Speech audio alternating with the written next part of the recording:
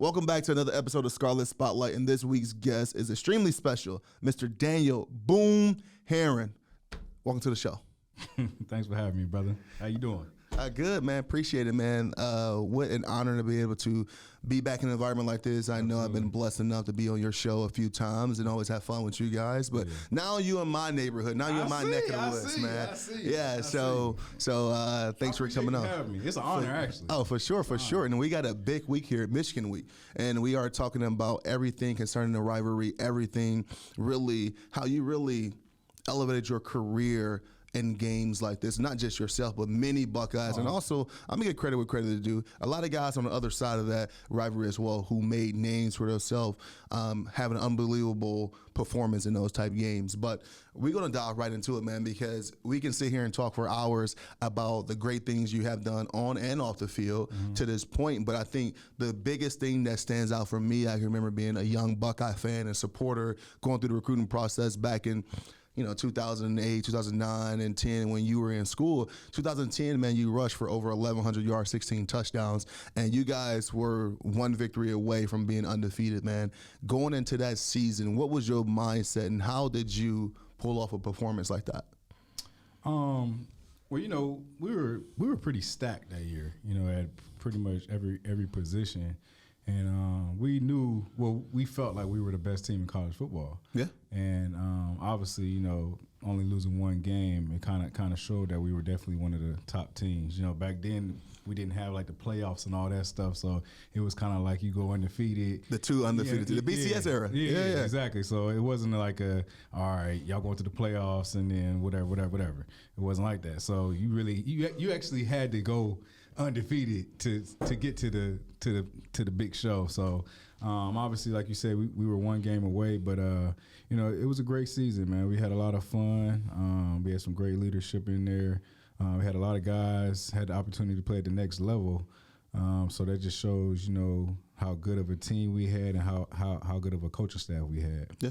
Yeah, now looking back on that whole season, and then really this episode is all about the rivalry. What do you remember about the 12th game of the season playing Michigan? Balling.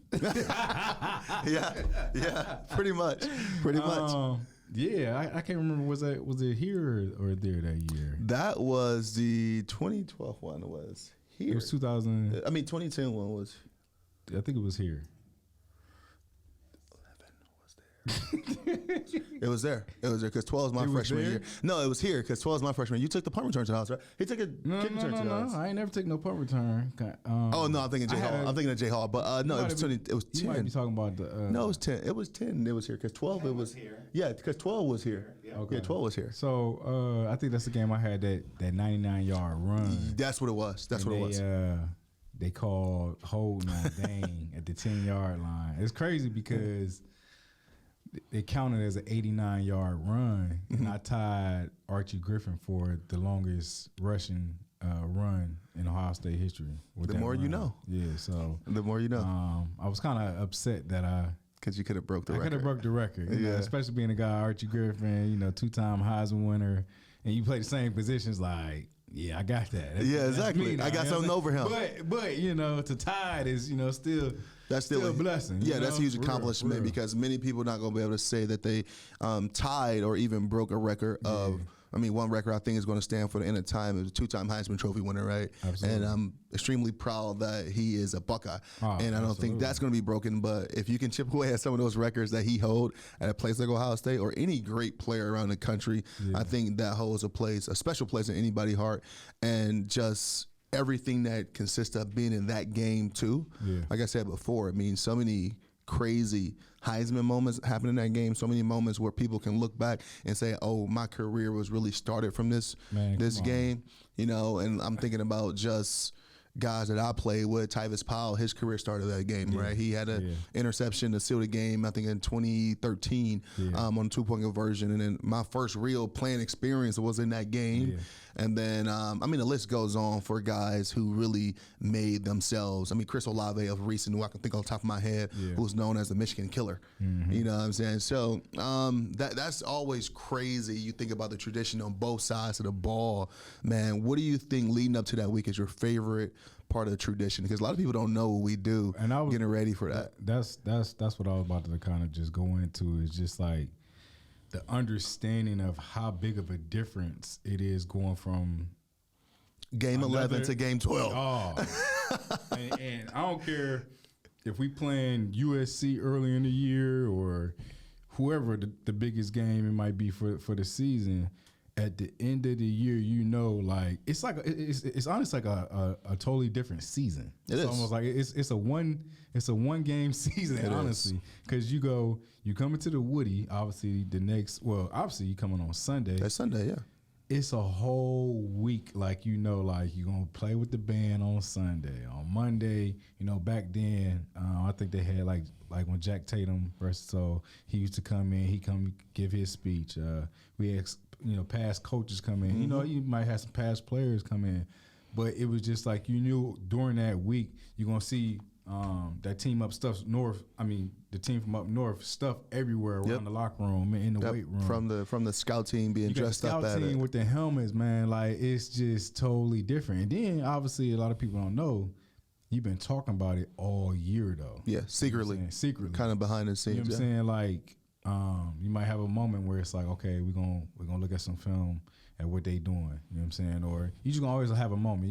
Even during the off season, you're gonna have the Michigan period. Yep. Or you know what I'm saying? When we was in school, you had a period damn near every week. Even though we was playing a certain team, Michigan was always in the back of our head. For sure. Because you just knew like how important it is to win this game, and so. This week is just it's everything. I mean, you got to like really, really, really lock in and just really as a player from Ohio, I think not saying that the guys that's from out of state don't get it as much, but a guy who being from Ohio and raised around this game, and all you pretty much knew was growing up was all right. I'm either going to Ohio State or I'm going to Michigan. Yeah, and. I think you could probably say the same thing. Y'all had a lot of guys. Y'all had a ton of guys who went to Ohio State, but y'all even had a couple guys that went to Michigan. Yeah, I had one guy who I graduated with, came out with, went there. Then Pierre Woods, way before, it was a little bit before your time, who went there from Glenville High School. So, that rivalry, and you speak about just what it means to the Ohio kids where, some of these kids, they cut off their left arm to go to one of these universities just to run down on kickoff. Yeah. Right? Because I remember I was younger watching these rivalries, these battles between two great programs, two great teams, where if things didn't go our way as far as Ohio State. That's a long year, bro. Yeah, it's a long year. And then just that day, it's not a great following week in school. It's just, rights, you get all that stuff. You always get that one kid in your, in your school that's a freaking Michigan exactly, or something like that, or in the neighborhood that's a Michigan. Who's the rebel, the kid that's a rebel, exactly. And so it's like you gotta have that kid. He talking, all year long, and then it's like, but honestly, one thing I can say, as bad as I don't want them to win, it's good to see them kind of having some success because it makes the rivalry. Like that much better. Back, yeah, exactly. Because we was pounding them, for multiple years. Yeah. You know what I'm saying? And then I'm not gonna say it got boring, but it was like, now it's kind of like some life back into it. Exactly. Exactly. And us winning, that's what's supposed to happen. But it's almost like y'all just laying down now, compete. You know what I'm saying? Yeah. Like we wanted, you know what I'm saying? We want some fight back. So now that we.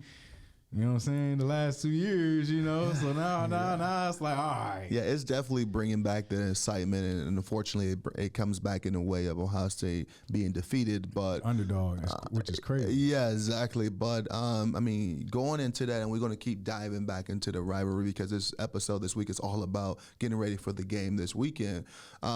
Going into camp after your pretty much breakout season, I was, someone argued you probably should feel like you probably should have left after that season, right? But coming back knowing that he was going to be the guy, but you also had another guy in that room, Carlos Hyde, who was up and coming. I was able to play with Carlos, and he has nothing but great things to say about you and the things that iron sharpens iron at that point. But going into that following off season with two great running backs, right? How did you guys complement each other through camp and throughout the season? Well, shout out to Carlos, man, because he was a dog. He pushed. We pushed each other, man, and we were definitely the leaders in the room. And all we did. Who all was in that room with you guys? Ah, man. So we had Carlos Hyde, myself, Jamal Berry, Jordan Hall, Rod Smith. Yeah. I think that might have been that. We might have had like another walk on or something like that. But those were like the guys, you know what I'm saying? So it was a fun group, man. And we just competed the whole time. You know, obviously coming back that year, I think I was suspended the first 6 games. So it was tough. It was kind of tough for me. You know, obviously, I'll be honest, I did think about leaving after my junior year. Yeah. Having, like you said, almost 1,200 yards, 16 touchdowns.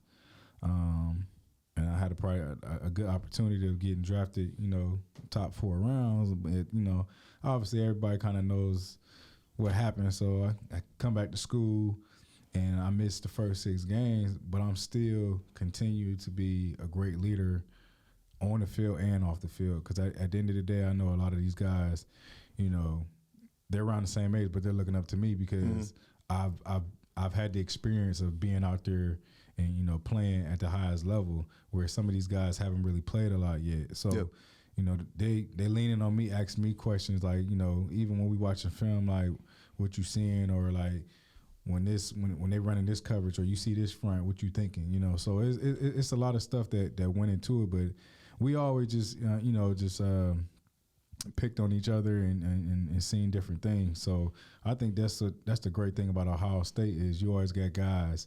A lot of guys, and it's not really just one guy that's going to be good in the room. I mean, you look at your situation, how you guys handle, you know, 2 guys going down, and you come up and then you become the man. You know what I'm saying? So it's always that's the beautiful thing about Ohio State, and I think that was the beautiful thing about our room was it's like, you know, one guy can go down, 2 guys can go down, but it's always going to be a guy that's going to be ready. I think it's just a next man up mentality. Next man up. I mean, but everybody embrace that, though. They're going to be ready. Exactly. You know everybody be ready to roll. And a lot of guys could be starting at other schools. Yeah, I think, you know, I've seen that in many different situations at places like Ohio State where that's the standard. I mean, everyone is ready. I know me personally going into those, being thrust in those situations, I wanted to make sure I was ready. You're right. There's 2 type of reps you can get, physical and mental. Oh, yeah. Clearly, if you're not the starter, you're not getting a lot of physical reps. But I was taking those mental reps. I'm pretty sure you were, dealing with your off the field punishment from some things.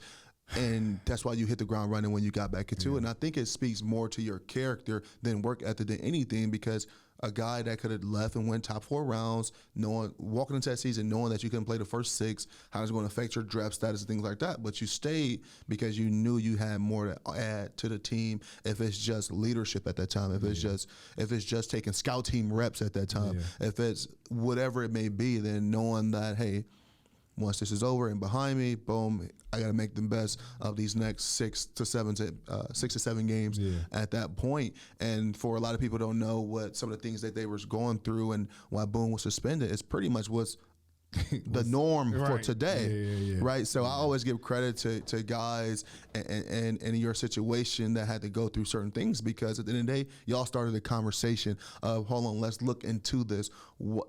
Did they really do something that bad? That the universities, that the NCAA, that the overhead isn't already doing. And as we looked at it, exploiting our name, image, and likeness, right?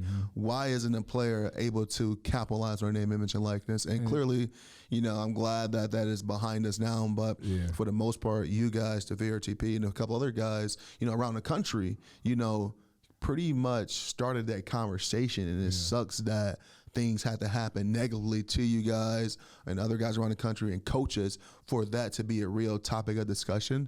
But we fast forward 10 years after all of that and look where we at now. You know, so and I'm glad they got that right for the guys. But you know, for us, we just knew our value. You know what I'm saying? We knew our value to the university. We knew our value to the football team. I mean, you going to these stores, you going to the bookstore, you going to pick your books up. And you see your jerseys and stuff. You see your jerseys. You know what I'm saying? You going to the stadium and you seeing everything, and then so it's just like, we did a couple things.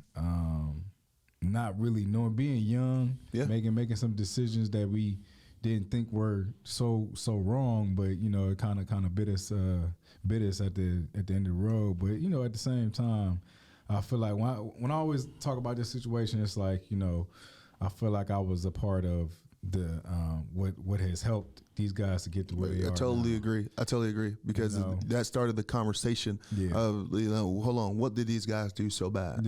Okay, we knew that was a rule, but it's hurting them. I mean, it's not like these guys are living lavishly. Right. Yeah, it's not like, I think the misconception of a student athlete, especially back at that time, don't get me wrong, it's unbelievable. It's great to have scholarship. It's great to have your schooling paid for. But people think that we get everything. People think that, because we don't have to pay for school, everything is taken care of. Well, we talk about the stipends and stuff like that. You have guys that living with 3-4 different other guys off campus in a 2-3 bedroom freaking shack just to try to make money, just to try to have those stipends stretch a little bit longer, right? Yeah. So you have a lot of things that guys are missing out on, and then you tell them get a job. Well, they don't have real time to get a job because of their schooling and practice and games and all that other stuff. So it's such a misconception still to this day. College athletes, Division I athletes are living like kings. Yeah, they get a lot of free clothes, but still I got to pay my rent, right? I still got to pay bills. I still got to be able to eat, right, and things like that. Most of the guys, you don't know what their family background is. You look at a lot of guys' situations. Some of those guys coming from broken homes. Where, they don't got 2 parents. Some of them got 1 parent. Some of them ain't got no parents. You know what I'm saying? So you're dealing with that too, where it's like, okay, I'm trying to play ball. I'm trying to get an education, but I also got my people calling from back home. Got to provide, Your people thinking, okay, he got a scholarship now. Thinking the same thing. They're not understanding the pressures that we are under just with back home friends and families, right? Man. And stuff like that. So the temptation, especially in those environments, I'm glad, like I said, name, image, and likeness is around now that allows the student athletes to capitalize on the brand that they created on and off the field, because you got some guys and some girls that have great social followings and the brands they created that they're making money off outside of their sport. But you get pulled in so many directions when they think you're on top, because your family don't understand. They walk into the stadium, they see all the number 1 jerseys. They thinking that you making money. Yeah, exactly. And it's far from that. Speaking of that, man, I remember when I finally had the opportunity to be on the field, and after we won the Big Ten championship, man, I would go to Bars and all the time. I live right around the corner from it, and for just anything. I mean, I was returning my books there after the Big Ten championship game, and out of nowhere, every rack is a 12 jersey. Yep. I'm like, you ain't see it before, but hey. I go to this place at least once a week. If I'm talking about just for snacks while on my way to class, or I'm walking past a day in a window and everything. I'm just like, wow, now I see what it feels like to be exploited. Literally. I was like, this sucks, because those things are going to sell out. And even if they did, someone think they are. Someone is going to put some money and value to that because of what we just did and what I just did as a player, and I'm not going to benefit from that, not one bit. And I kid you not, I just left from a brewery down in a brewery dispensary, a brewery. Whatever they call it, a brewery. But I went for the Ray Ray's barbecue because it's a food truck that's parked out there all the time. For sure. I went in there to go get something to drink, right? And I got like bottled water, whatever. I don't drink. But the owner was there, and he said, you know what? Wow, when you were killing, we made a beer after you called the Cardale. And I'm like, I wanted to say like, okay, I have my lawyers reach out to you. But it was crazy because on the hype of that, everybody was able to capitalize on you at the hype of your career here, but you.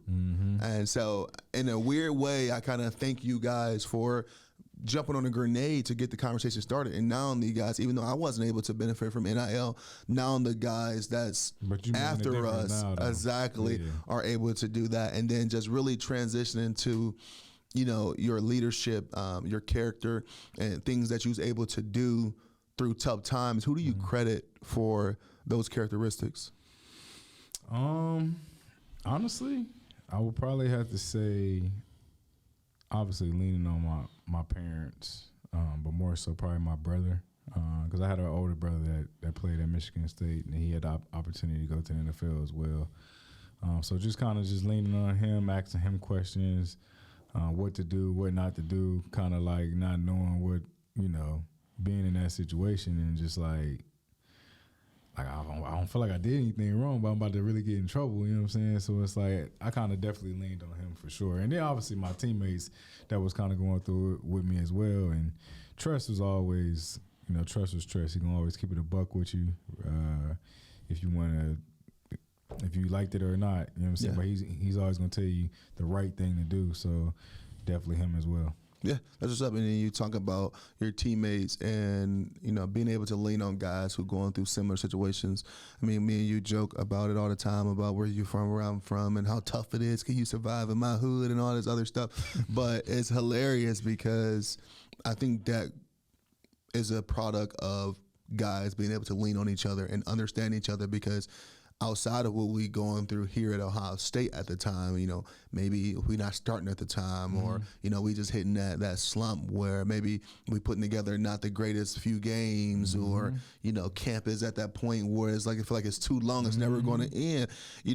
A lot of guys are going through the same thing you're going through, and then what also helps, a lot of guys have seen and had to overcome a lot of similar things for you to get there. So I'm going to take, when you are at your highs and you going through, and you already been through the points I'm at, and I'm just struggling in camp or throughout a game or something like that, when you telling me, bro, this easy for us. Like, we already went through the tough stuff, right? I'm going to take that more from a guy who I know who not just went through that, but, seen the same things I seen growing up, similar family situations, because I'm looking at it now like, oh, if he can do it, I definitely can do it. Oh, for sure. Right. And then, being in those environments, you didn't have many people to try to pick you up. Right. And he's coming from that, and he's trying to get you through that, pick you up through there, help get you on the other side of this tough stretch right now. So I definitely agree with you, man. I leaned on a lot of my teammates when times pretty much got tough, because it's hard to kind of make those phone calls back home, because they don't get it. They're not, they don't know what a 6 a.m. workout is, right?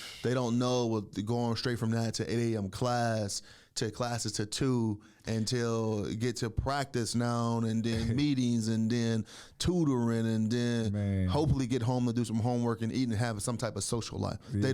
They don't comprehend that, so it's hard to, hey, man, how was your day today? Oh, it was long. Well, your long day might have been a 9 to 5. My long day didn't end. Well, my long day started at 5 a.m. and didn't end to about 11:30. Man, I sometimes nowadays I think about some of our workouts that we used to have, even if it was running the hill, running in the sand pit, running 112s. I used to be thinking like, bro, how did we do some of that stuff? I look at it now like, you must be crazy. I'm like, yeah, they brainwashed us. That's how I look at it. Like, they brainwashed us. They brainwashed us. And we was definitely had to be in the best shape of our lives that we've ever been in. You know what I'm saying? Like, I think about like, bro, we was really competing, defense on one side, offense on the other side, finishing up to the student section. Yeah. Whatever side got up there first won. Hold on. One side of the stadium and the offense on the other side of the stadium, competing that way, and then whoever lost, they had to run gassers. Yeah. I'm like, bruh. That's crazy. That's crazy, right? Yeah. I mean, like you said, but but bro, when I say it was hard, but it built so much character. Oh, for sure. It's sure. And that's why we were able to go out there and win those big games and beat all those great teams, because we competed at such a high level and we worked so hard, for sure. Yeah. I mean, and clearly we didn't play together in college, but, Urban comes from that Trussell tree in a way, right? Yeah. And that Ohio State tree. Came in there. Yeah, and he came in there crazy. I'm going to share that one day, sometime soon, hopefully, but he came in there like a bat out of hell. But, yeah, you look back on some of those things that you guys were able to do as a team, and a team building things, because you get to a point of that off-season training or just training period where they made it so hard to make, but was making sure that when we got into games and late in the fourth quarter, I know who I can count on. I don't want to get into the shit and then try to find out. Yeah, exactly. So I don't want to get into the shit and then try to find out who I can count on. No, I want to go into this and knowing these are my 30 guys on offense who I know that's going to run through a brick wall because they physically and mentally already done it time and time again, right? So I definitely remember those days, and I definitely looking back on them was like, man, you must be crazy to go through something like that voluntarily. So you start asking yourself, man, was it free education worth it? Anybody that has went through a college or NFL tour days, I respect you because it's different. It's different. It's different. And there's no way, man, listen, I don't even know how to explain it. I'm just like, oh, it's different. You went through hard stuff. Oh, okay, well, it's different. But even now, they don't, it's different now. Back in the day, bro, the real two days. Listen, I tell when guys. When it was actually 2 days and you was listen, I was the last, I get so pissed about so many transitional things now in the NCAA because I was the last pretty much batch of athletes that they was experimenting on, right? With the crazy workouts, no NIL, you just was able to get hot food for training table, stuff like that, right? Yeah. So I know exactly what you mean. So I tell some of these stories to guys that's on the team now and what I'm doing now with those guys and being close with the program is they look at me like I'm telling them a horror story. Hey, what? You don't have you couldn't do that? Oh wait, what? Hey, I'm just and that's why only if you knew. People always ask me if y'all played one of the teams now, it wouldn't be close. Oh, me personally, I feel like we would punish one of these. That's what I say it all the time. And I said, do I think they're more talented? I do think that. But I said physically we would dominate them. I said the same thing. I'm like, and this is no knock on them because clearly all these guys are amazing. They're big, they're strong, they're fast. I said, but we went through different physically and mentally things than them that would prepare us to kill them. Man, so I said, you talk about all the great quarterbacks that play there afterwards. You talk about all the great receivers and all that. I said, well, that's good, but they wouldn't be able to get the ball off. You know, they would be bent up, bring the carts, right? So help wake these kids up. So, and I'm just I'm not talking about me as a 31-year-old man hitting the 18. No. I'm talking about, it's just different times. And I said the same thing about you guys. I'm like, man, you guys went through different things. We were similar because I had some of those guys on my team that you guys was built through. But still, though, you look at how the old school football was, right? I'm talking about those guys who was getting down on the sidelines, puffing a cigarette, and then go there, slam a court. And I don't want to play against them. Right. So you got to be different. Yeah, you got to be different. You got to be different, man. You got to be different. But no, seriously, man, this has been a great overall show, man. A few more things, and I'm going to let you get out of here, man. Okay. Nickname, where did it come from? Little League football. I was just... the name speaks for itself.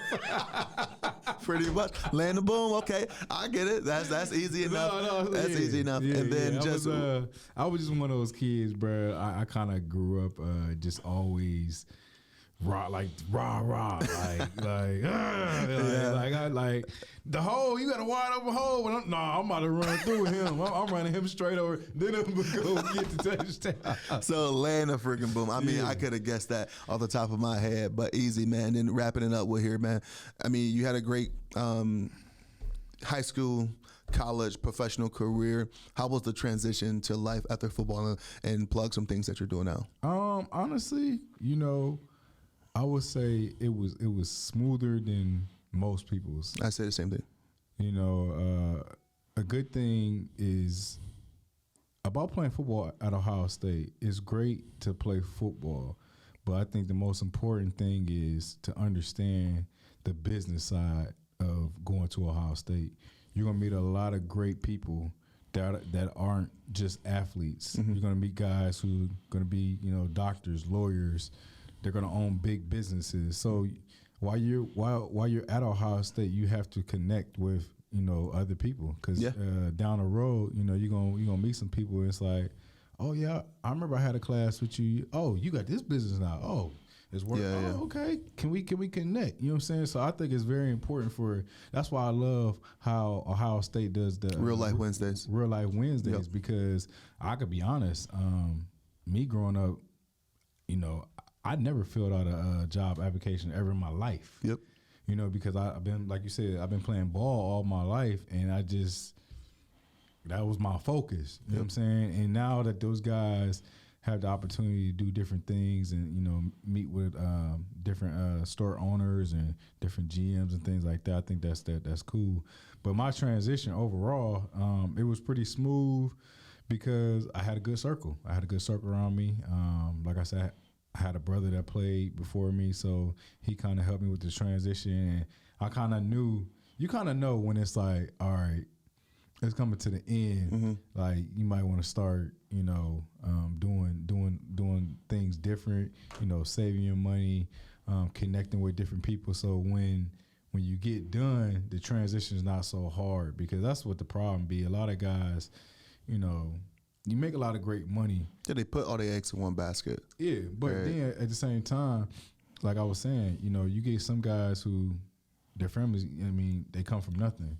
You know, you make it, you know, then you buy a house for your mom, you buy a house for your. When you make it, is we made it. You know what I'm saying? Yeah, your family like we made it. So a guy that don't know better, which is, you don't see as many guys doing it now, because, you know, they've made a major point of helping guys more now. Mm-hmm. But like, you know, before it was like, you know, you on your own. We're gonna give you this $50 million, and you figure it out. Yeah, figure it out. You Just know, be at and practice a lot of guys, they've never even had a bank account.